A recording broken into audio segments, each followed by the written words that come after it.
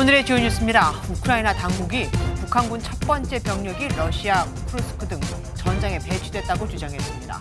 푸틴 러시아 대통령도 북한군 파병 질문에 대해 우리가 알아서 할 일이라며 부정하지 않았습니다. 문다혜 씨의 음주운전 사건을 수사하는 경찰이 피해 택시기사가 치료받은 한의원을 압수수색한 것으로 확인됐습니다. 피해자의 상해 정도를 검토해 특가법상 위험운전치상 혐의를 적용할 수도 있다는 전망이 나옵니다. 드라마 전원일기에서 일용 엄니로 출연했던 배우 김수미 씨가 별세했습니다. 유인천 문체부 장관 등 각계 인사들의 추모 물결이 이어지고 있습니다. 병원에 가지 않고 앱으로 실손보험 서류를 청구할 수 있는 실손보험 청구 전산화가 오늘부터 시행됐습니다. 하지만 첫날 서비스 가능한 병원은 전체 2.1%에 불과해 실효성 우려가 나오고 있습니다.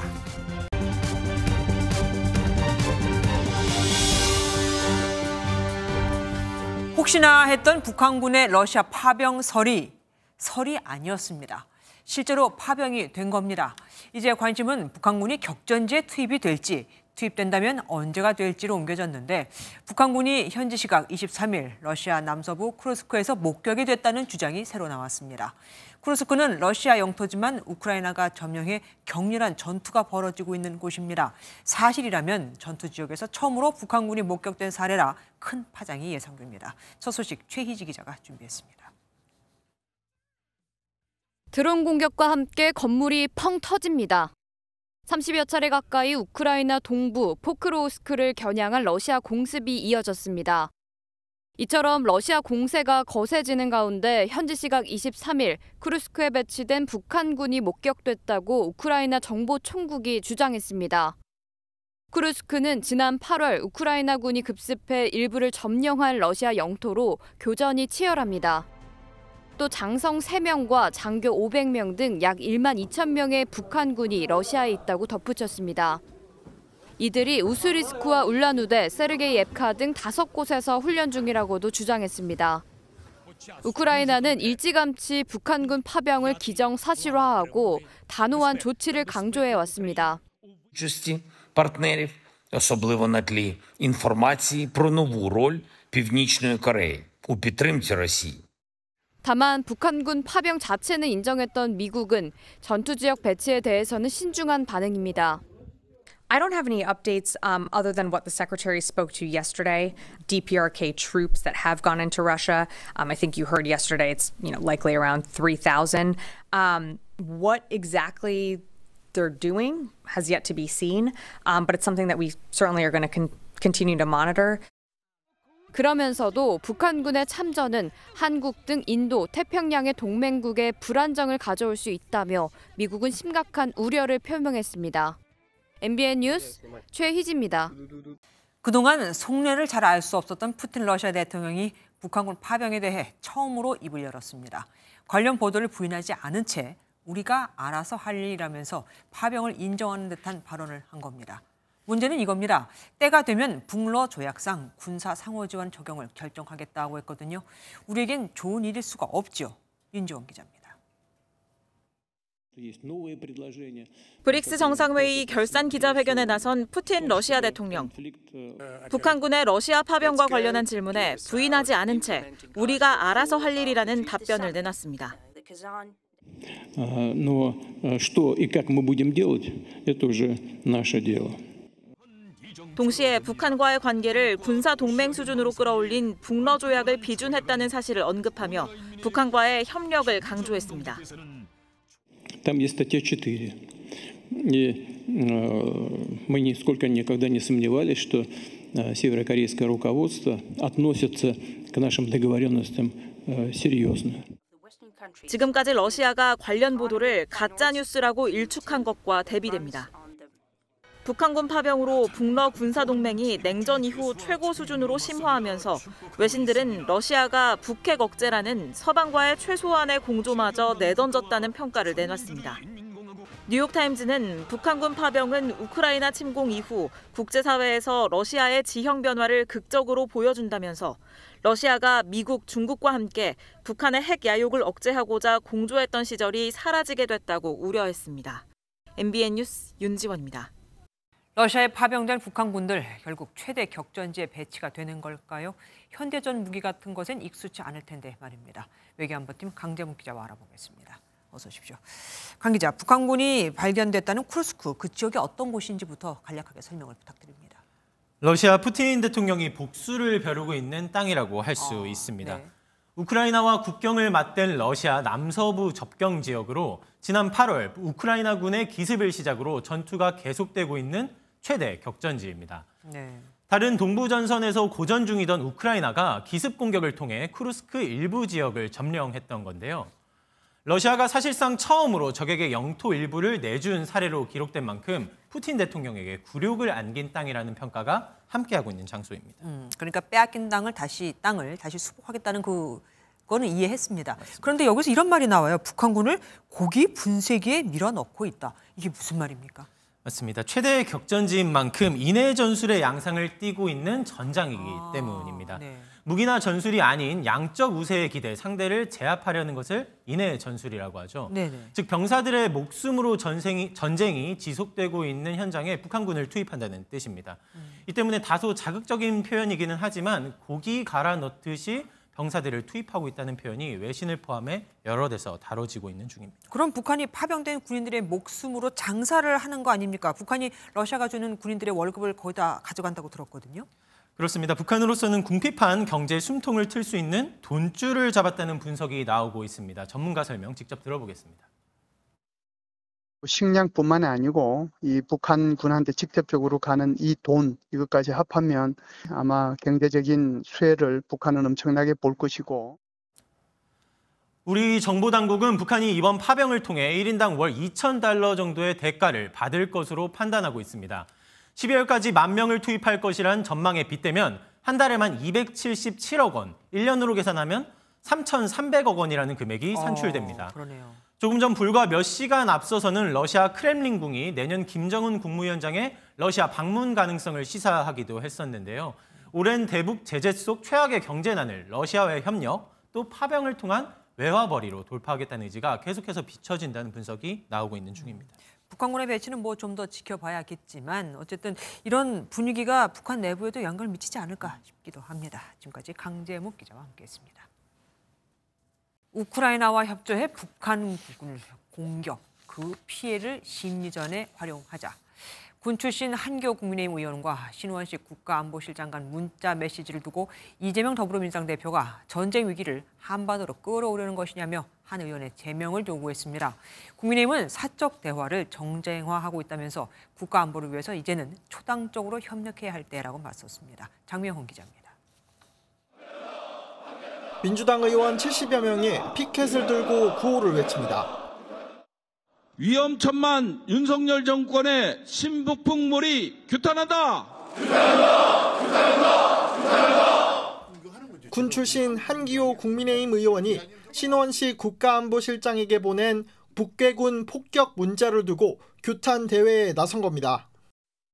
히틀러 같은 전쟁 광이나 할 법한 제안을 집권 여당의 국회의원이 하고 정부의 안보 책임자가 흔쾌히 동의하는 것이 정상입니까?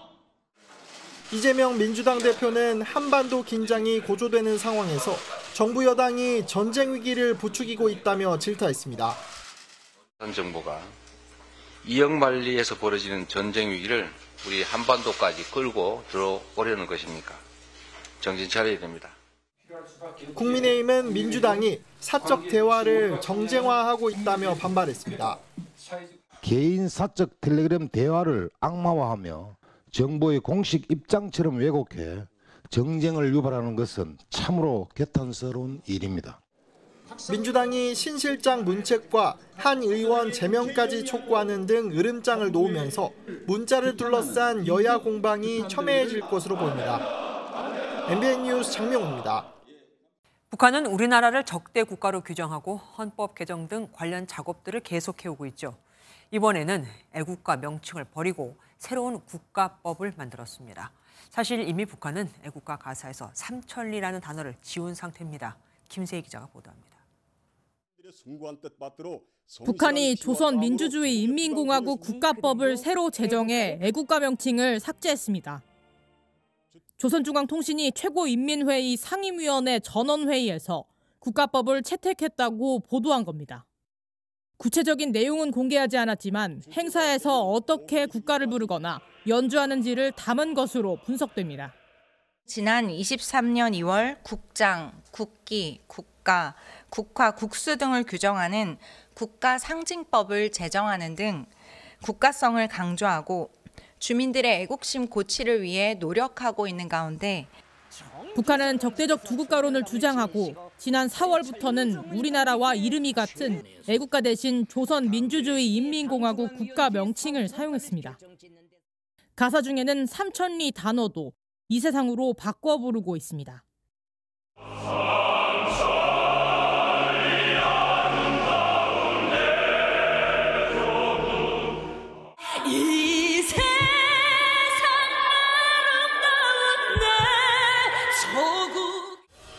이처럼 국가법에는 남북 한민족을 염두한 가사들을 수정한 내용이 반영됐을 가능성도 있습니다. 지금 두 개 국가론을 북한 김정은 위원장이 계속 이야기를 하고 있고 국가법을 만들면서 제목을 바꾸는 그 과정이라고 봐야 돼요. 국가법이 새로 채택된 만큼 지난 7일 열린 최고인민회의에서 사회주의 헌법 애국가 조항도 수정됐을 것으로 보입니다. MBN 뉴스 김세희입니다. 국회 법사위 국정감사는 마지막까지 김건희 여사와 이재명 대표가 주제이자 또 대상이었습니다. 재해병 사건 등은 지금 공수처가 수사하고 있죠. 공수처장은 이 수사를 맡은 공수처 검사에 대해 아직도 대통령실에 연임 재가가 나지 않았다며 이를 우려했습니다. 현지호 기자입니다. 국회 법제사법위원회 마지막 국감인 종합감사에서도 이재명 더불어민주당 대표와 김건희 여사 등을 둘러싼 정치 공방은 계속됐습니다. 야당 의원들은 검찰이 주가조작 사건과 관련해 김건희 여사를 불기소 처분한 것은 정치적 결정이라고 지적했습니다. 사실상 검찰이 의도적으로 김건희 여사에게 불기소를 해준 그런 정황이다 이렇게 보입니다. 또 김건희 여사에 대해서 검찰이 거짓말을 한 정황도 매우 많습니다. 여당은 고의적으로 이재명 대표 재판을 지연시키고 있다고 꼬집었습니다. 이렇게 집요하게 이재명 대표를 보호하기 위해서 이렇게 많은 압박을 가하고 있습니다. 이거는 전형적인 재판 관여입니다. 쌍방울 대북송금 의혹과 관련해 야당 측이 요청한 자료에 대해 박성재 법무부 장관이 사실상 제출을 거부하면서 고성이 오가기도 했습니다. 법정에서 주장하고 자기 진술의 신빙성을 확보하기 위한 여러 가지 해야지 이걸 지금 이 국회에서 국정감사 시간에 하는 게 맞는지 전 정말 의문입니다. 이틀 뒤면 임기가 끝나는 고위공직자범죄수사처 검사들의 연임 문제에 대한 질의가 나오자 오동훈 처장은 재가를 촉구하기도 했습니다.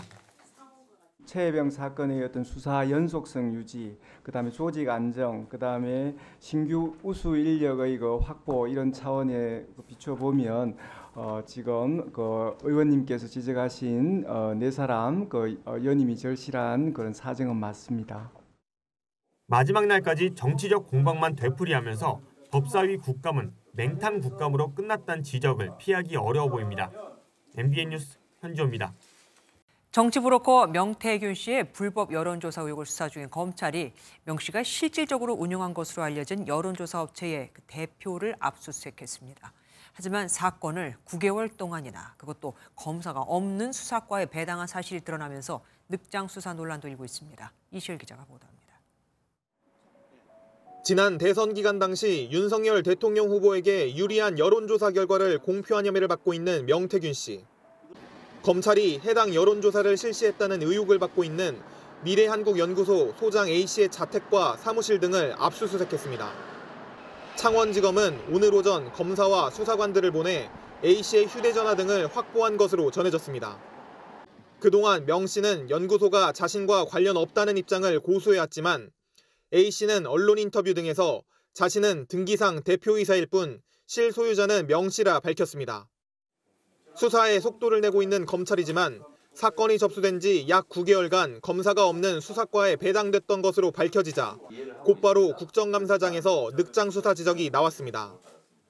봐주기 수사한 겁니다. 창원지검이 사실상 제대로 수사할 수 없는 수사과에다 사건 배당해놓고 수사과에도 유능한 수사관들이 배치돼 있고 절차에 따라 수사를 진행해 왔습니다. 한편 시민단체가 명 씨와 윤석열 대통령 부부를 공직선거법 위반 혐의로 고발한 사건이 서울중앙지검 공공수사 2부에 배당되면서 전국 최대 규모 지검인 중앙지검으로 사건이 모두 병합될지도 관심이 쏠립니다. MBN 뉴스 이시열입니다.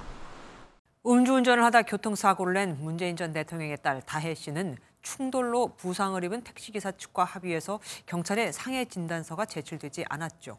그래서 그냥 일반 음주운전으로만 처벌이 되나 싶었는데 그런데 경찰이 택시기사가 치료받은 한 의원을 압수수색해 진단서를 확보한 것으로 전해졌습니다. 장동건 기자가 보도합니다. 지난 5일 새벽 만취 상태로 운전대를 잡은 문다혜 씨의 차량과 부딪힌 택시기사는 경기 양주시의 한의원에서 치료를 받았습니다. 그런데 경찰이 지난 23일 이 한의원을 압수수색해 택시기사의 상해 진단서 등 관련 자료를 확보한 것으로 알려졌습니다. 택시기사는 다혜 씨 측의 합의금 제안을 받아들여 경찰에 상해 진단서를 제출하지 않았지만 경찰이 강제 수사에 나선 겁니다. 다혜 씨를 엄정 수사해달라는 민원이 국민신문고에 다수 접수되는 등 사회적 관심이 큰 만큼 경찰이 택시기사의 정확한 상해 정도를 확인하기 위한 것으로 해석됩니다. 이 때문에 음주운전 혐의만 적용될 것이라는 당초 전망과 달리 처벌이 더 센 위험운전 치상 혐의가 적용될 가능성이 제기됩니다. 만약 치상 혐의가 적용되면 피해자의 합의 여부와 관계없이 검사가 정식 재판에 넘길 수도 있습니다. 상해가 인정이 된다면은 위험운전 치상죄가 성립될 가능성이 있고요. 합의를 하였더라도 양형에만 참작이 되고 범죄 성립 여부와는 관계가 없습니다. 경찰은 압수수색을 통해 확보한 자료를 검토해 조만간 다혜 씨에게 적용할 혐의를 최종 결정할 것으로 보입니다. MBN 뉴스 장동건입니다. 지금 여권 내 화두는 대통령 친인척을 관리하는 특별감찰관이죠. 한동훈 대표가 특별감찰관은 지금까지도 유효한 윤석열 대통령이 약속한 우리 당의 대선 공약이라며 또 압박하고 나섰습니다. 반대하는 사람이 있다면 타당한 이유를 설명하라고도 했죠. 오늘 여론조사 결과를 보면 대통령 지지율은 더 떨어졌고 국민의힘 지지율은 올랐는데 힘을 얻은 걸까요? MBN 취재 결과 민심의 임계점이 왔다. 당대표인 내가 바꾸겠다고도 했는데 단단히 작정을 한 듯합니다. 정태진 기자가 취재했습니다. 특별감찰관 추진 공식화 이후 대통령실과 친윤계의 거센 공세를 받고 있는 한동훈 대표는 오늘도 강경한 입장을 냈습니다. 특감 도입은 지금도 유효한 당의 대선 공약이라며 반드시 추진하겠다고 사흘째 압박에 나선 겁니다. 한 대표는 대선 공약을 조건부 이행 당론으로 정한 적 없다며 반대하는 타당한 이유를 제시하라고 반문했습니다. 특감 추천은 북한 인권재단과 연계돼야 한다는 친윤계의 주장을 정면 반박한 겁니다. 변화와推신을 방해하기 위해서 말도 안 되는 자해적 이간질로 알량한 이익을 보려는 소수의 사람들도 있습니다. 정부와 여당이 조금만 더 민심을 따라준다면 대통령의 국정 수행 지지율도 드라마틱하게 오를 겁니다. MBN 취재 결과 한 대표는 민심의 임계점이 왔다며 남은 윤 정부의 임기를 지키기 위해서는 이런 민심의 불만을 반드시 해소해야 한다고 주변에 전한 것으로 알려졌습니다. 또 대통령의 공약을 당대표가 이행하겠다는데 왜 반대하느냐며 용산이 민심을 수용할 의지가 없는 것 같다. 이를 내가 바꾸겠다고도 강조한 것으로도 전해졌습니다. 대통령실 관계자는 일관된 입장이라면서도 북한 인권 문제는 당 정체성과 헌법적 가치가 달린 문제라는 점을 고려해야 한다고 불편한 기색을 드러냈습니다. 한 대표가 특감 압박을 이어가면서 국감 이후 열릴 의원총회에서 개파 간 갈등이 분출할 것이란 우려도 나옵니다. MBN 뉴스 정태진입니다. 한 당에서 당대표와 원내대표의 의견이 정반대로 나뉘면서 당 내에선 이 두 사람이 만나야 한다는 주장이 나오고 있습니다. 의원총회로 가서 표결까지 하는 상황이 오면 안 된다 하는 겁니다. 그럼 진짜로 당이 쪼개질 수도 있다고요. 한 대표와 추 원내대표가 의원총회 전에 만나 의견을 조율할 것이라는 관측이 그래서 나오고 있습니다. 김태희 기자가 보도합니다. 원내 사안이라고 단호하게 선을 그었던 추경호 원내대표는 오늘도 특별감찰관 후보 추천 논란에 관해 말을 아꼈습니다. 국정감사 종료 후 의원총회를 열기로 한 만큼 의원들의 뜻을 충분히 듣고 따르겠다는 입장입니다. 이제 그 이후에 여러 얘기에 대해서는 제가 어제도 말씀드렸지만 노 코멘트입니다. 더 이상 이 부분에 관해서 말씀드리지는 않겠습니다.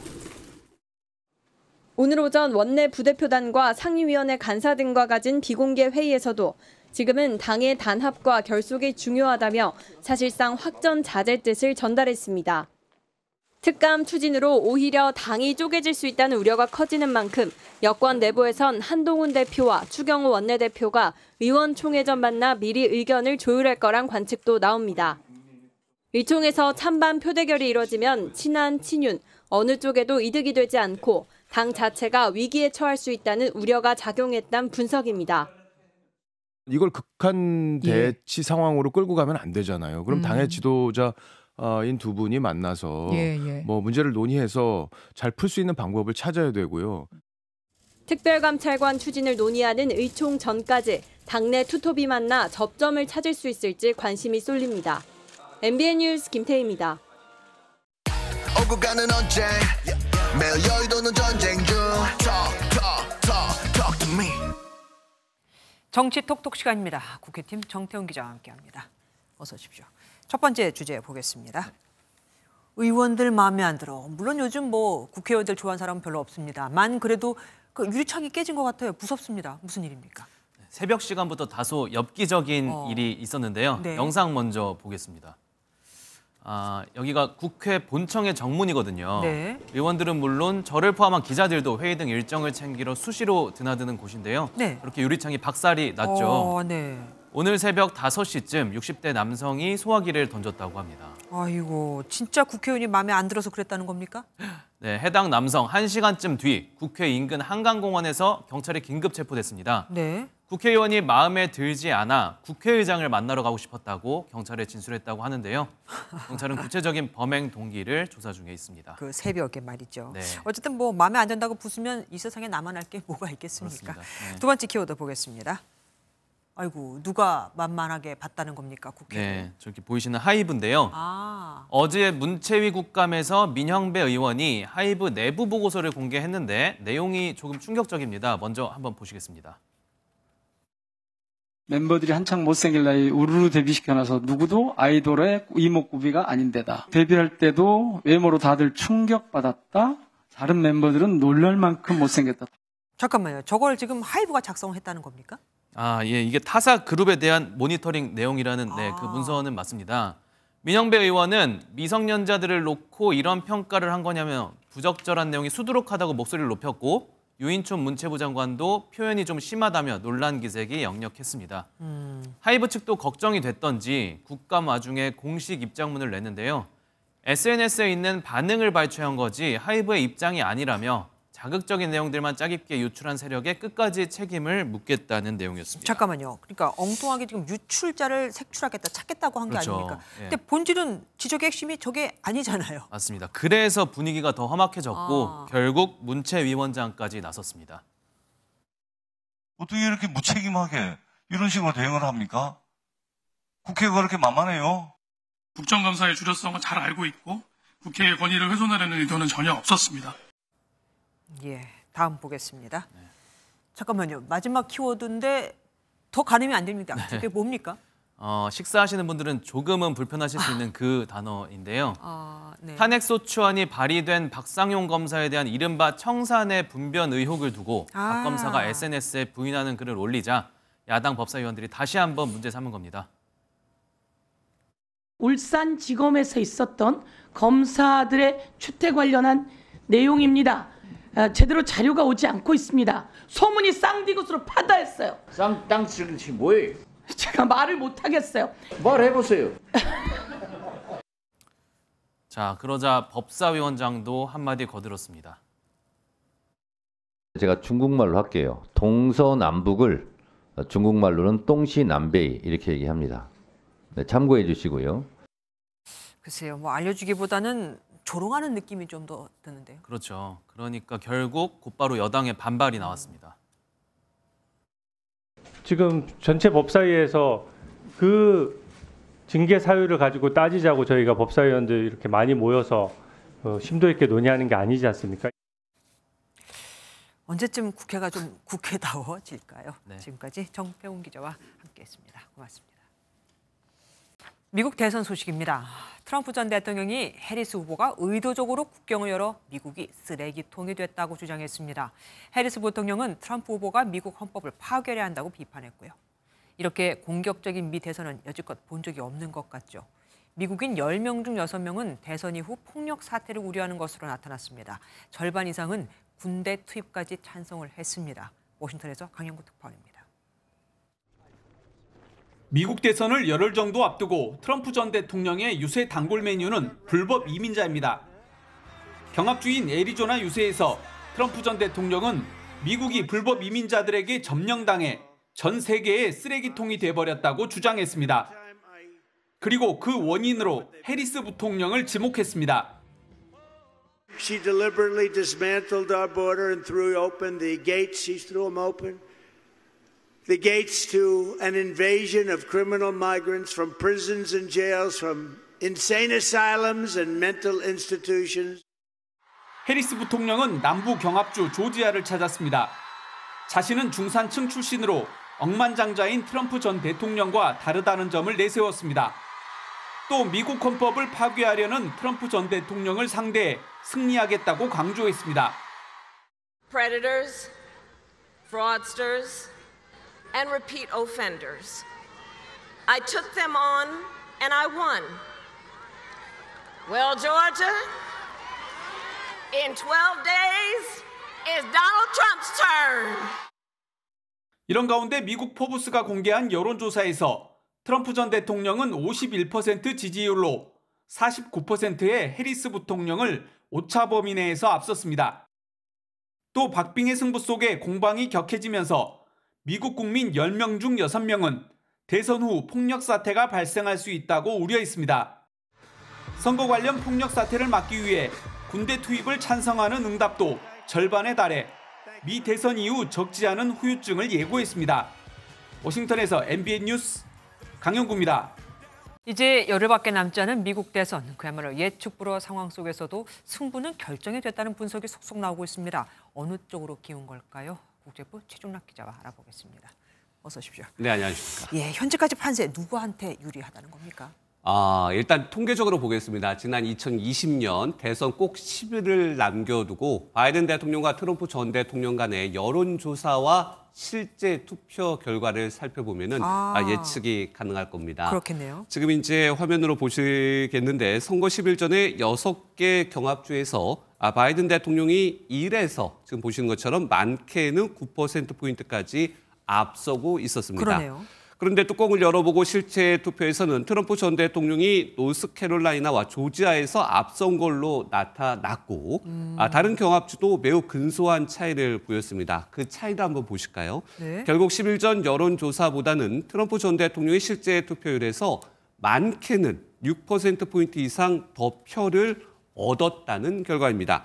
이번에도 적용해 볼까요? 해리스가 경합주에서 적어도 5%포인트 이상은 앞서야 실제 투표에서도 이길 수가 있는데 앞서 기사에도 보셨지만 현재 2%포인트 차이의 박빙인 상황에서는 트럼프가 유리하다. 이렇게 분석이 가능합니다.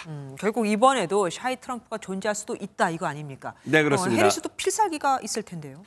한번 트럼프 쪽에서는 인사를 한번 제가 좀 전화를 해봐서 직접 취재해보니까 이런 얘기를 합니다. 트럼프 측에서 조심스럽지만 낙관적이다. 이런 얘기 잘 안 하거든요, 캠프에서. 예, 그렇죠. 그만큼 트럼프 캠프에서 자신이 있다는 해석이 나오고 있습니다. 현재도 여론조사에서 답변하지 않는 트럼프 지지자들, 샤이 트럼프가 많이 있다는 분석도 이를 뒷받침하고 있습니다. 말씀하신 것처럼 그럼 해리스 캠프 상당한 위기감에 몰려 있는데 막판 총력을 기울이고 있습니다. 미국의 슈퍼스타 비욘세도 금요일 날 지원 유세에 나서는 등 여성과 흑인, 라틴계 등 지지층 총결집에 나설 예정입니다. 미 대선 결과 이르면 우리 시각으로 11월 7일 정오쯤 동부 지역 투표 결과를 보면은 어느 정도 예측이 가능할 것으로 보입니다. 그런데 이런 말도 있더라고요. 이번 대선에서 해리스하고 트럼프가 동률이면 네. 표를 반반씩 받으면 물론 이제 선거인단 얘기입니다. 그렇습니다. 똑같이 받으면 트럼프가 당선된다. 이건 또 무슨 말입니까? 네, 예전에 이런 경우가 있었습니다. 미국 대선 잘 아시다시피 538명의 선거인단 가운데 다수를 획득하는 선거인데 반으로 짝수니까 나누면 269명입니다. 근데 이게 가능한 숫자입니다. 그 이유를 한번 살펴보실까요? 네네. 50개 주 가운데 4명의 선거인단을 뽑는 메인주와 5명을 선발하는 네브라스카주는 다 가져가지 않습니다. 득표 결과에 따라 4명이 3명 대 1명 이렇게 표가 나뉠 수 있습니다. 그렇기 때문에 전체적으로 동률이 가능합니다. 이럴 때 대통령 선출을 어떻게 하냐? 내년 1월 3일 새로 출범하는 119대 의회에서 하원이 대통령을 뽑고 상원이 부통령을 뽑습니다. 방식은 어떻게 하냐면은 50개 주 가운데 반 이상인 26개 주에서 지지를 받는 후보가 대통령이 됐는데 현재까지 하원 예측을 보면 공화당이 26개 주에서 민주당은 22개 주를 차지할 것으로 계산이 됩니다. 그렇기 때문에 공화당 후보인 트럼프가 동률일 경우 대통령이 될 것이고 상원에서도 이번에 선거를 하게 됐는데 공화당이 우세해 보입니다. 상원 역시 그런 부통령인 벤스가 차지할 것으로 보입니다. 따라서 미국 대선에서 동률이다 이런 소식이 들리면 우리 정부는 곧바로 트럼프 정부를 대비하는 것이 맞습니다. 현재 상황에서는 해리스가 더 많이 분발을 해야겠군요. 그렇죠. 지금까지 최중락 기자와 함께했습니다. 고맙습니다. 어제 저녁 부산에 있는 미군 55 보급창에서 난 불은 19시간 만에야 완전히 꺼졌습니다. 밤새 치솟은 불길에 주민들은 불안에 떨어야 했죠. 박상호 기자가 취재했습니다. 시뻘건 불길이 창고를 집어삼킬 듯 타오릅니다. 거대한 구름처럼 피어오른 연기는 바람을 타고 퍼져나갑니다. 어제 저녁 6시 반쯤 부산에 있는 주한미군 55 보급창에 불이 났습니다. 거대한 불기둥에 놀란 주민들의 신고가 빗발쳤습니다. 연기가 굉장히 많이 올라오고 거의 약 한 30m 정도 올라갔던 것 같은데 그래서 집 안에 있는 창문들을 좀 꽁꽁 닫아놨었죠. 불은 가로 120m, 세로 40m 크기의 부대 냉동창고에서 시작됐습니다. 배관 공사를 하던 작업자들이 이미 철수한 시간이라 인명피해는 없었습니다. 안에는 우레탄과 고무 같은 잘 타는 물질이 있어 불이 급속도로 번졌습니다. 불이 난 창고는 샌드위치 패널로 지어져 화재 진압이 더 어려웠습니다. 군사 지역이니까 아무래도 화학물질이라든지 뭐 그런 게 터지다 보면은 조금 저희한테도 피해가 있지 않을까 조금 걱정이 되더라고요. 불은 19시간 만인 오늘 오후 1시 반쯤 완전히 꺼졌습니다. 미군은 부산 소방과 합동으로 화재 원인을 조사할 예정입니다. 다만 한미 주둔군 지휘협정, 이른바 소파협정에 따라 감식 결과는 공개되지 않을 것으로 보여 주민들의 반발이 예상됩니다. MBN 뉴스 박상호입니다. 드라마 전원일기에서 일용엄니 역으로 전 국민의 사랑을 받았던 배우 김수미 씨가 향년 75세로 세상을 떠났습니다. 고인과 친분이 깊었던 방송계 선후배들은 슬픔을 감추지 못했죠. 발인은 모레 엄수될 예정입니다. 신영빈 기자입니다. 생전 출연한 작품 포스터로 만든 김수미 씨의 영정사진. 무거운 분위기 속 환하게 웃는 고인의 모습이 안타까움을 더합니다. 연예계의 큰 별이 졌다는 소식에 조문행렬을 이어가는 동료들도 황망함을 감추지 못했습니다. 앞으로 이제 그런 연기자도 보기도 힘들 것 같고 좀 아쉽고 안타까운 심정은 이루 말할 수가 없습니다. 좋은 데 가서 이제는 고생하지 말고 편하게 잘 사십시오. 팬들도 온라인상에서 안타까움을 드러낸 가운데 드라마 전원일기에서 용식이 역할로 고인과 호흡을 맞춘 유인촌 문화체육관광부 장관은 가족을 잃은 슬픔이라며 애도를 표했습니다. 1971년 데뷔한 고인은 1980년부터 방영된 전원일기에서 당시 31살의 나이에 노인 분장을 하고 일용엄니 역할을 맡아 이름을 알렸습니다. 이후 다양한 배역을 맡아 연기력을 뽐낸 김 씨는 각종 예능에서 빼어난 요리 실력을 자랑하는가 하면 걸쭉한 사투리의 욕쟁이 캐릭터로 젊은 층의 사랑을 받으며 국민 할머니로 자리매김했습니다. 작년에 그 뮤지컬 같이 하자고 제안해 주시고 방송도 같이 했거든요. 그래서 어머니 같이 해주셔가지고 그래서 선생님 말씀 잘 생각하면서 더 열심히 살아가는 게 좋을 것 같습니다. 왕성하게 활약하던 고인은 지난 5월 피로누적 진단을 받고 활동을 멈췄는데 오늘 아침 자택에서 의식이 없는 상태로 발견돼 병원으로 옮겨졌지만 숨졌습니다.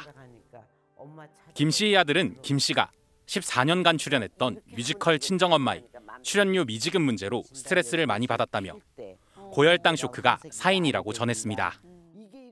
MBN 뉴스 신영빈입니다. 어제 서울 성수동에서 열린 명품 브랜드 프라다의 행사에 많은 사람이 몰리면서 인파 사고가 우려된다는 신고가 여러 건 접수됐고 결국 조기에 중단됐습니다.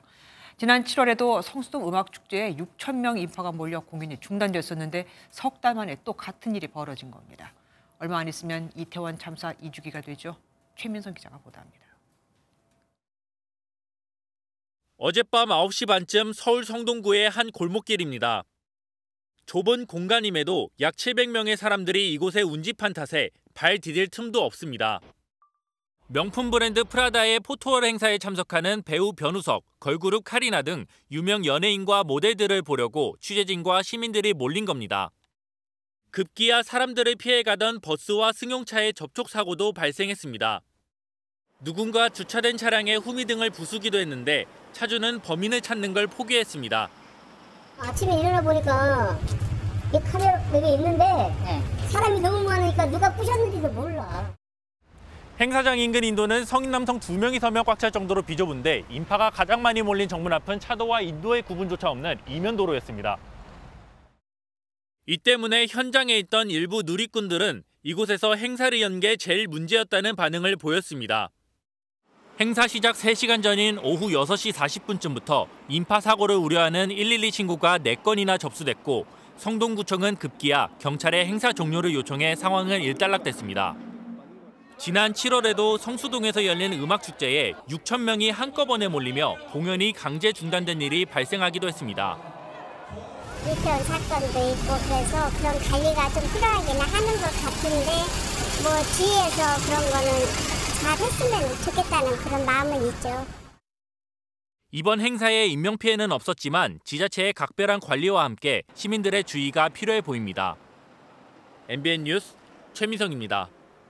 오는 31일 목요일 헬로윈 데이를 앞두고 이번 주말 이태원과 홍대 등 서울 곳곳에서 이 헬로윈 행사가 열립니다. 정부가 긴장할 수밖에 없겠죠. 서울 이태원에 취재기자 나가 있습니다. 이소연 기자, 이태원 현재 분위기는 어떻습니까? 평소 금요일 밤과 큰 차이를 느낄 만큼 많은 인파가 아직 몰리진 않았습니다. 헬로윈은 축제 분위기로 들썩이기 마련인데 오늘은 분장은커녕 장식도 찾기 어려웠습니다.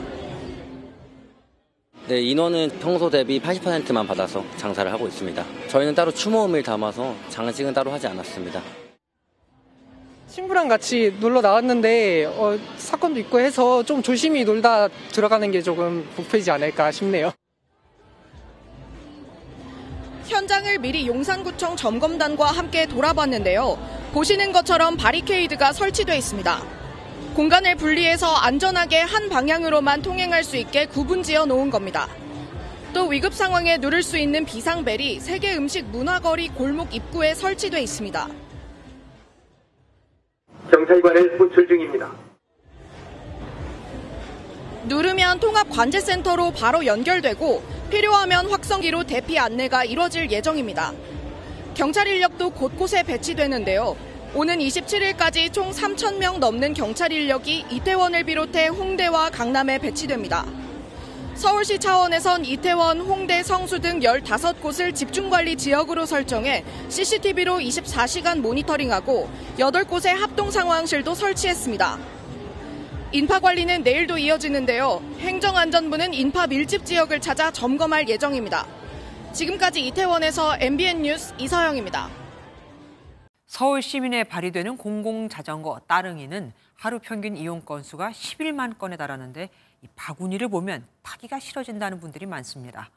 먹다 남은 과자 봉지부터 플라스틱 컵, 빈, 담배값까지 다양한 쓰레기가 버려져 있거든요. 따릉이는 4만 5천 대, 하지만 관리 인력은 200여 명. 사실 관리만도 벅찹니다. 노하린 기자가 취재했습니다. 한강공원 근처에 공공자전거 따릉이 대여소입니다. 자전거에 달린 바구니 안에 먹다 버린 페트병부터 핫팩, 마스크 등 쓰레기가 보이고 바닥에도 플라스틱 쓰레기가 나뒹굽니다. 서울의 다른 지역 상황도 별반 다르지 않은데 아파트 단지 근처의 공유 자전거들에서도 담배값을 비롯한 각종 쓰레기가 심심찮게 보입니다. 화장지 같은 거 뭘 닦았는지 뭐 먹고 하여튼 먹고서 주로 버리는 것 같아요. 볼 때마다 아유 그냥 막 이렇게 짜증이 나는데 교육이 필요한 것 같아요. 쓰레기를 버리는 사람과 치우는 사람이 따로인 상황으로 서울시설관리공단 등 제한된 인원들이 도맡아야 하는 실정입니다. 서울시내 따릉이 대여소는 2,700여 곳, 운영 대수는 4만 5천 대에 달하지만 관리 업무를 하는 직원 수는 215명밖에 되지 않아 직원 1명당 평균 209대를 관리해야 하는 셈입니다. 시와 공단도 이용 문화 개선을 위해 카드뉴스 등 홍보 활동을 하고 있지만 쓰레기 투기를 24시간 감시할 수는 없는 현실입니다. 그냥 길거리에 자기 책임을 놓고 가는 것이나 다름없다고. 기본 시민 인식이 되게 잘 깔려야 되는데 그게 없이 고치들만 취해진다고 이게 해결될 문제일까? 공공 쓰레기통이 부족하다는 지적에 서울시는 쓰레기통을 매년 1,000개 이상 늘릴 계획이지만 성숙한 시민의식이 먼저라는 지적입니다. MBN 뉴스 노하린입니다. 그동안 실손 보험금을 받으려면 병원에서 이것저것 서류를 떼느라 복잡해서 소액은 그냥 청구도 하지 않았던 분들 많았죠. 이제 휴대전화 앱 하나만 설치하면 손쉽게 보험금을 받을 수 있게 됐는데 동네 병원들의 참여가 저조합니다. 의료계의 반대도 심하고요. 병원마다 다른 자기들이 정한 진료 수가나 비급여 내역이 공개되는 게 싫은 겁니다. 김태형 기자가 취재했습니다. 발목을 다쳐 최근 정형외과 진료를 받은 변성욱 씨. 가입했던 실손 보험금을 받으려면 병원에서 각종 증빙 서류를 발급받아 보험사에 직접 제출해야 했습니다. 하지만 오늘부턴 휴대전화 앱만 있으면 됩니다. 실손 24라는 공공앱에 개인정보를 입력하고 가입한 보험사를 선택한 뒤 진료받은 병원과 내역을 선택하기만 하면 보험금 청구가 끝납니다. 기존에 청구하지 못했던 그런 자금 금액들도 바로바로 청구가 가능하니까 돈을 많이 세이브할 수 있을 것 같다 이런 생각이 듭니다. 하지만 당장 서비스가 가능한 병원은 전국 210곳뿐이고 4천여 개 병원이 서비스를 준비하고 있다고 해도 참여 병원은 절반 수준에 그칩니다. 진료 수가와 비급여 내역이 공개되고 비교되는 걸 꺼리는 동네 병원들과 의사들이 많기 때문입니다. 또 보험사가 환자들의 진료 정보를 확인해 보험 고객을 가려받을 것이란 우려도 큽니다. 고액의 보험금을 심사를 하겠다는 의도가 숨겨 있고요. 또 돈을 더 벌기 위해서 자기들한테 손해가 될 만한 환자는 받지 않기 위해서 의료 정보를 이용하려는 그 두 가지 이유 때문에 우리는 정부는 민감한 의료 정보가 암호화되고 비용도 보험사가 부담한다며 의료계를 설득하고 있습니다. 미참여 병원과 EMR 업체에 금융당국과 보험업계가 함께 찾아가고 의료계의 우려를 해소해 나가는 노력을 더욱 강화해 나가겠습니다. 하지만 의정 갈등 속에 정부에 대한 의사들의 불신이 커 실손보험 간소화가 정착되려면 상당한 시간이 걸릴 것이란 전망도 나옵니다. MBN 뉴스 김태형입니다. 고 이건희 삼성 선대 회장의 4주기를 맞아 이재용 회장 등 삼성 일가가 모인 가운데 추도식이 열렸습니다. 삼성 안팎에서 위기론이 대두되는 만큼 조용하고 차분한 분위기 속에서 진행됐습니다. 정설민 기자가 보도합니다. 고 이건희 삼성 선대회장의 4주기 추도식이 경기 수원의 선영에서 열렸습니다. 고인의 부인인 홍라희 전 리움미술관장을 비롯해 이재용 삼성전자 회장, 이부진 호텔신라 사장, 이서연 삼성물산 사장 등이 참석했습니다. 네 사람은 함께 절을 하고 묘소 주변을 거니는 등 약 40분간 머무르며 고인을 기렸습니다. 앞서 정연호, 한종희 등 4명의 부회장과 사장단 50여 명도 이곳을 찾아 헌화와 묵념을 하며 추모의 시간을 가졌습니다. 추도식을 마친 뒤 이 회장과 사장단은 경기 용인의 삼성 인력개발원으로 이동해 오찬을 함께했습니다. 반도체의 실적 저조와 주가 하락 등 삼성전자 위기론이 대두되는 상황에서 이 회장의 입에 관심이 쏠렸지만 별도의 메시지는 없었던 것으로 전해졌습니다. 제 어깨가 많이 무거워졌습니다. 국민들에게 조금이라도 더 신뢰받고 더 사랑받는 기업 만들어 보겠습니다. 이틀 뒤면 취임 2주년을 맞는 이 회장은 삼성의 위기를 타개할 쇄신책을 고심하고 있습니다. 통상 12월에 진행됐던 임원 인사를 다음 달로 앞당기는 등 대대적인 인사와 조직 개편에 나설 것으로 예상됩니다. 부회장 사장단 인사, 즉 인적 쇄신이 어떻게 되는가가 중요한 분기점이 될 것 같고, 끊임없는 도전과 혁신으로 삼성을 초일류 기업으로 이끈 선친의 뜻을 이을 이 회장의 쇄신 카드에 이목이 쏠리고 있습니다. MBN 뉴스 정사희민입니다. 최근 연예인을 앞세운 주류 제품이 젊은 층의 인기를 끌고 있죠.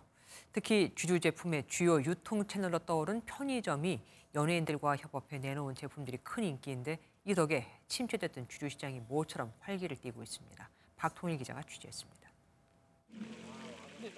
한 편의점 모바일 앱에서 진행된 막걸리 사전 예약 이벤트입니다. 시작과 함께 주문이 몰리더니 준비된 물량 5,000세트가 30분 만에 동났습니다. 이번에 판매된 막걸리는 애주가로 알려진 가수 성시경이 개발에 참여해 올해 초 출시 후 품귀 현상까지 빚어졌던 제품입니다. 연예인 주류 제품의 인기를 실감한 이 편의점은 이달 말 가수 소유를 앞세운 하이볼 제품도 출시합니다. 유통에서도 관심이 있고 상품 자체가 연예인이라는 어쨌건 이름으로도 어쨌건 바이럴이 될 수 있고 그 이름 자체가 홍보에 되게 큰 영향을 미치잖아요. 다른 편의점도 와인과 하이볼을 무기로 젊은 층 공략에 나섰습니다. 배우 하정우를 내세운 와인 제품이 밤사이 출시되자마자 서울 전역에서 매진됐습니다. 같은 날 출시한 다른 연예인 하이볼 제품 역시 온종일 발길이 이어졌습니다.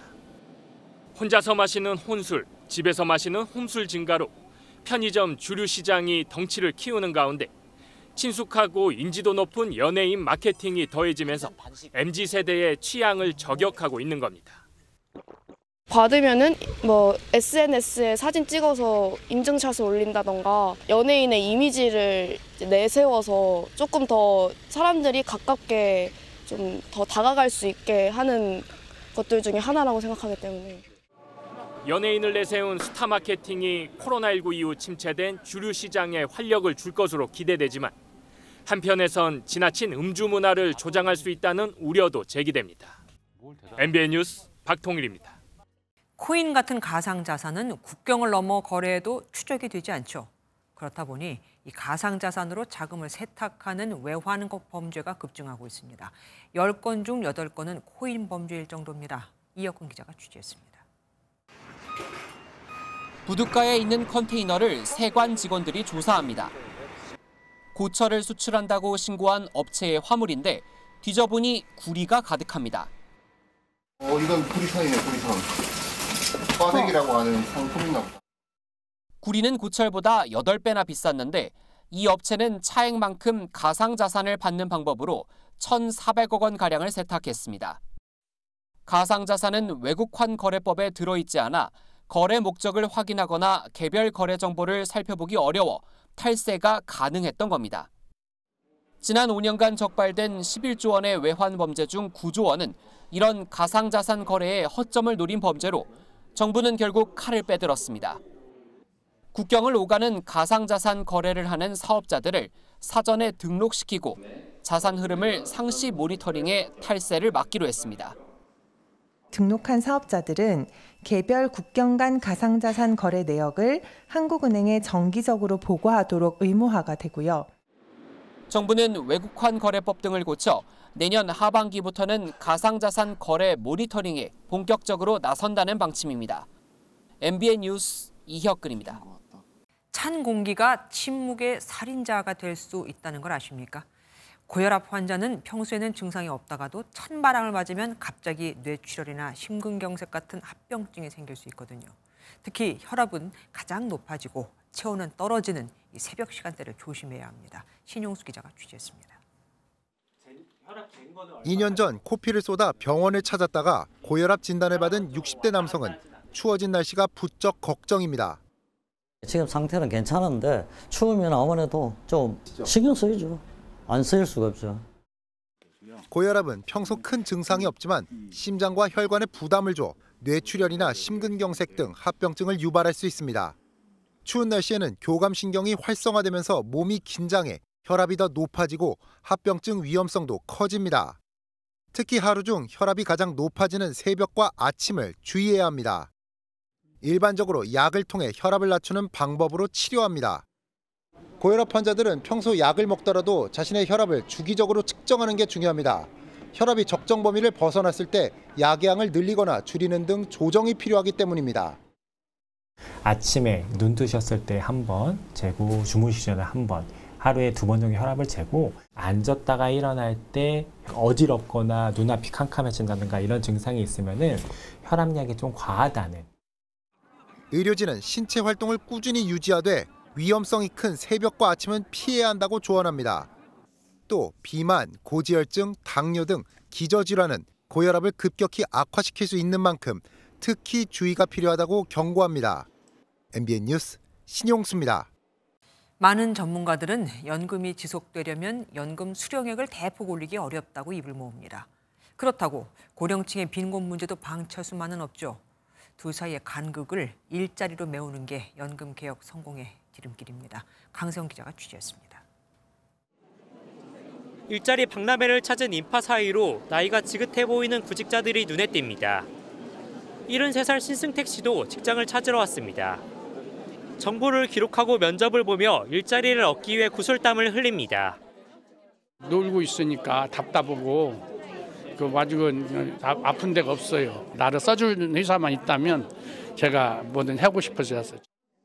연금의 재정 안정성을 높일 땐 수령 시점을 늦추고 소득 대체율을 조정합니다. 연금을 더 오래 유지할 수 있지만 대신 충분한 생활비를 줄 순 없습니다. 선진국은 중장년층 재취업 프로그램에 힘을 쏟았습니다. 40대에서 50대 회사에서 나온 뒤 빨리 재취업할 수 있도록 도와 생애소득과 연금 납입액을 늘려 노후 기반을 다지게 하는 겁니다. 미국 같은 경우는 벌써 1950년대에 미국 은퇴자 협회라고 AARP라고 벌써 설립을 했고 주된 일자리에서 퇴직한 분들을 위해서 그분들을 위한 재취업 사업을 하고 있었습니다. 교육과 복지와 고용은 따로 가면 안 된다고 생각을 합니다. 고령층을 위한 양질의 일자리도 필요합니다. 월 평균 국민연금 수령액은 59만 원 수준. 앞으로도 대폭 늘리기 어려운 만큼 다른 소득원이 필요합니다. 나이가 들면 그 근로자가 능력이 없어질 것이라고 하는데 그거는 잘못된 것이죠. 그래서 일괄적으로 퇴직시키는 이런 제도가 아니라 모든 사람이 더 길게 산업이나 사회에 기여할 수 있도록 하는 거죠. 취업 기간을 줄이려면 공공 프로그램을 적극적으로 이용해야 합니다. 나랑 맞는 직무인가? 이 회사는 도대체 뭐 하는 데지? 되게 그 고민이 많기 때문에 상담센터 안에서 같이 찾아보는 기회를 반드시 획득을 하셨습니다. 안정적인 연금 개혁을 위해선 일자리가 뒷받침돼야 합니다. MBN 뉴스 강세현입니다. 오늘은 25번째 맞는 독도의 날입니다. 매년 전국 120개 학교가 독도 지킴이 학교로 선정돼 학교 동아리 활동을 하고 있는데 그런데 이런 활동들이 당장 언제 끝나버릴지 알 수 없다는 걸 아십니까? 무슨 일이 생긴 걸까요? 전민석 기자가 취재했습니다. 2015년부터 3년 동안 독도 지킴이 학교 담당 교사로 초등학생들을 지도한 이정환 선생님. 이런 미술 활동과 겸해서 하는 아이들한테 독도가 왜 우리 땅인지가 중요한지에 대해서 아이들이 생각할 수 있게끔 토의 활동도 하는 편이었습니다. 교육부와 동북아 역사재단은 매년 120개 학교를 독도 지킴이 학교로 선정해 연간 100만 원의 활동비를 지급하고 있습니다. 교내 동아리 활동을 지원해 독도에 대한 학생들의 관심을 끌어올리기 위한 사업입니다. 하지만 애정을 갖고 지도하던 교사가 학교를 떠나면 우수 활동으로 상까지 받았던 학교들마저 동아리가 공중분해되는 게 현실입니다. 연속성이 있다고 하면은 그 선생님이 연속적으로 하실 경우지, 우리 교육 과정에 이렇게 녹여내는 게 쉽진 않습니다. 지난 2008년부터 17년 동안 전국 1,400여 개 학교가 독도 지킴이 학교로 선정됐습니다. 이 가운데 절반 정도인 700여 개 학교가 일회성 선정에 그쳤습니다. 사실상 교사의 열정 하나로 독도 지킴이 학교 활동이 유지되는 상황인 겁니다. 전부가 선정이 주어진 것도 아니고 승지에 대해서 큰 매력도 없기 때문에 100만 원 가지고 이런 활동을 하기에는 개인도 시간 많이 할애하는 것 때문에 독도 지킴이 운영 지원 사업 예산은 지난 2019년 2억 2,500만 원에서 올해는 1억 6천만 원으로 30% 가까이 줄었습니다. 우리 땅 독도를 미래 세대에게 제대로 알릴 교육 프로그램 마련이 시급하다는 지적입니다. MBN 뉴스 전민석입니다. 국내 최대 규모 반고흐 진품 명화전이 다음 달 개막해 내년 3월까지 예술의 전당 한가람 미술관에서 열립니다.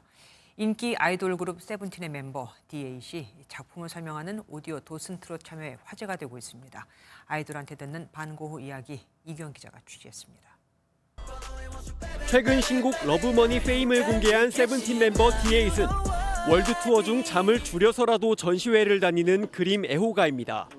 작품의 배경이나 컬러, 느낌을 가수로서 무대에서 표현하려고 시작한 취미는 그림을 그리는 수준까지 발전했습니다. 세븐틴으로서 투어를 하면서 반고흐 작품도 몇 개를 봤습니다. 이렇게 그림이 진짜 생명력을 줄 수 있고 그리고 숨 쉴 수 있게끔 만드는 자가 정말 멋지구나라는 생각도 많이 들었습니다. 특히 불멸의 화가 빈센트 반 고흐의 강렬한 인상을 받은 D8은 바쁜 와중에도 다음 달 열리는 반 고흐 회고전에 오디오 도슨트로 참여합니다. 힘든 상황 속에서도 사랑하는 일은 끝까지 지키려고 열정 쏟으려고 하는 모습도 굉장히 멋있고 저도 너무 많은 감동과 용감을 얻기 때문에 12년 만에 열리는 이번 고흐 회고전에서는 불멸의 명작들의 현대 K-팝을 이끄는 아이돌의 목소리가 입혀지며 의미를 한층 더하게 됐습니다. 11월 29일 전시회 열 테니까 많은 사람들이 오셔서 용감도 받고 많이 사랑해 주시면 좋겠습니다. 감사합니다. MBN 뉴스 이규현입니다. 지금까지 회계사에게만 허용되던 민간 위탁 사업비 결산서 검사를 세무사도 수행할 수 있게 되었습니다. 대법원은 서울시 조례 재의결 무효 확인 소송 결심에서 세무사에게 사업비 결산서 검사권을 부여한 조례가 정당하다면서 원고 해소를 기각했습니다. 스포츠 뉴스입니다. 올 시즌부터 프로배구 V리그에 그린카드 제도가 도입됐는데요. 선수가 반칙을 인정하고 손을 들면 그린카드를 줘서 이걸 페어플레이상 선정 점수에 반영하기로 한 겁니다. 한마디로 자수해서 광명 찾자는 건데 효과가 있을까요? 박규원 기자입니다. 3대3으로 맞선 2세트. 도로공사 강소희의 속공에 주심이 아웃을 선언합니다. 미심쩍은 판정에 김종민 감독이 비디오 판독을 요청하자 페퍼저축은행 이원정이 멋쩍은 듯 손을 올립니다. 스스로 터치아웃임을 밝히면서 강소희의 득점이 인정됐고 이원정은 심판에게 시즌 1호 그린카드를 받고 경기는 중단 없이 이어졌습니다. 그린카드는 선수가 먼저 반칙을 인정해 불필요한 비디오 판독 시간을 단축하기 위한 제도로 올해 V리그에 처음 도입됐습니다. 자수해서 광명을 찾은 이원정의 페퍼저축은행은 신사적인 태도와 화끈한 경기력을 보이며 창단 처음으로 시즌 첫 경기 승리를 따냈습니다. 그 경기 지연을 하기보다는 빠르게 그 선수들이 손을 들어서 그린카드를 받는 제도는 상당히 긍정적이라고 볼 수 있습니다. 아니, 거래는 다 써요, 안 났어요? 내 탓이에요, 맞아요, 아니에요. 나와, 하지 마. 나와. 안 해. 그린카드 도입으로 경기 중 빈번하게 발생했던 오심 논란과 팀 간 갈등을 줄일 수 있을 것이라는 기대가 나옵니다. 배구연맹은 정규리그 공식 시상 부문 페어플레이상 선정에 그린카드 포인트를 30% 반영할 계획입니다. 스포츠맨십을 장려하고 팬들에겐 또 다른 볼거리를 선사하는 그린카드 제도. 이번 시즌 프로배구의 새로운 관전 포인트입니다. MBN 뉴스 박규원입니다. 가을 정취가 가득 느껴지는 요즘입니다. 이곳은 서울 억새축제가 열리고 있는 하늘공원의 모습인데요. 가을이 깊어가면서 은빛 억새가 온 공원을 뒤덮은 모습입니다. 주말인 내일도 일교차가 크게 벌어지겠습니다. 낮에는 25도 가까이 오르는 곳이 많겠고요. 또 제주와 전남 해안으로는 차츰 비가 내리기 시작해서 모레인 일요일에는 그 밖의 남부지방으로 비가 확대되겠습니다. 또 내일 새벽부터 오전 사이 안개가 짙게 끼면서 내륙 대부분 지역으로는 가시거리가 200m 미만까지 바짝 좁혀지겠습니다. 내일 중부지방 하늘은 맑겠습니다. 서울은 아침에 12도로 출발해서 한낮에 24도까지 오르겠습니다. 남부지방은 전주가 25도, 부산 24도까지 올라서 오늘보다 2에서 3도가량 높아 온화하겠습니다. 다음 주 초까지 기압골의 영향을 받는 강원 영동과 남부지방을 중심으로는 비가 내릴 전망입니다. 내셨습니다.